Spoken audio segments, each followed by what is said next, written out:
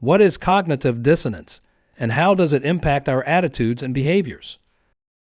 According to social psychologists, we all desire cognitive consistency, a state of mind in which our attitudes and behaviors are compatible. Sometimes, though, we behave in ways that are inconsistent with our attitudes and experience what Leon Festinger called cognitive dissonance. It's a state of tension and discomfort that we're motivated to reduce, according to his theory. Modern research suggests that cognitive dissonance is a universal human experience. The conditions under which this tension occurs, however, are shaped by culture. In a permissive culture, for example, people do not feel as bad about inconsistencies as people who live in strict cultures, where inconsistencies can lead to intense feelings of guilt. Cooper and Fazio expanded upon Festinger's work and identified 4 steps involved in the arousal and reduction of cognitive dissonance.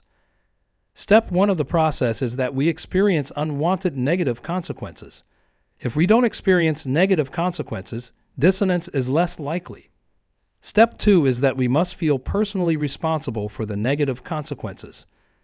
If we think we had little to no choice, dissonance is less likely. Step 3 is that we must be physiologically aroused and experience discomfort or tension. For instance, some people get stomach aches or headaches. And the 4th step is that we must attribute this arousal to our own behavior. If we attribute it to external factors in the environment, dissonance is less likely. To reduce the discrepancy, there are a number of techniques we might employ, as shown here in Table 6.5 from the textbook. We could change the attitude or change our perception of the behavior. Start thinking about other attitudes that support the behavior in question. Minimize the importance of the discrepancy, or minimize perceived choice. Note that we are not always logical in our search for cognitive consistency. Let's take a look at an example of cognitive dissonance and some of the ways that we might use these techniques to eliminate it. Imagine the behavior is drinking alcohol, and the attitude is, drinking is bad because it can lead to liver disease. This incompatibility likely creates tension and discomfort that can be reduced by changing the attitude. We emphasize the attitude that drinking isn't all that bad because it causes problems for only some people. Or we change our perception of the behavior by telling ourselves that we don't drink that much for it to be a problem. Or we add consonant cognitions that support the behavior. For example, we might find a benefit of drinking alcohol by telling ourselves that some types are known to prevent certain health issues. Or we might minimize the importance of the conflict by telling ourselves that it's more important to have fun and enjoy life than it is to worry about how much we drink. Or finally, we might minimize our perceived choice by coming to believe that we drink simply because our friends are always buying us drinks. In one study, Festinger and Carlsmith asked participants to complete a series of boring tasks, such as placing small pegs into a pegboard as shown here on the slide, over and over again for an extended period of time. They then had to tell the next participant waiting in line, who was actually a Confederate working for the researchers, that the task was fun and enjoyable. Afterwards, the researchers asked the participants to rate how much they enjoyed the boring task. They had 3 conditions.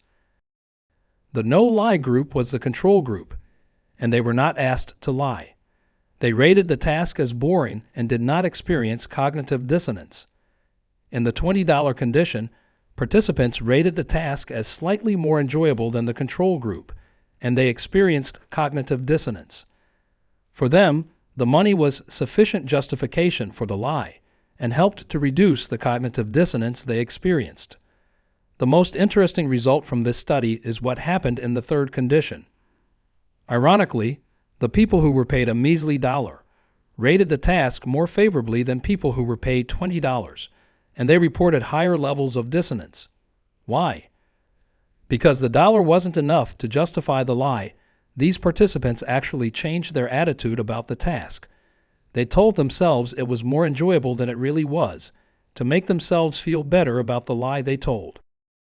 This is called insufficient justification.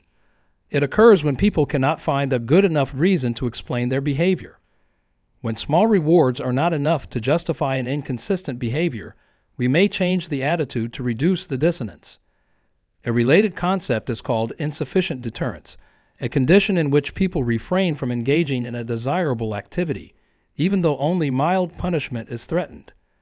So in some situations, mild punishment is more likely to inspire cognitive dissonance and attitude change than severe punishment. Now that you understand attitudes and attitude change, you are more prepared to explore the concept of social influence in the next lecture.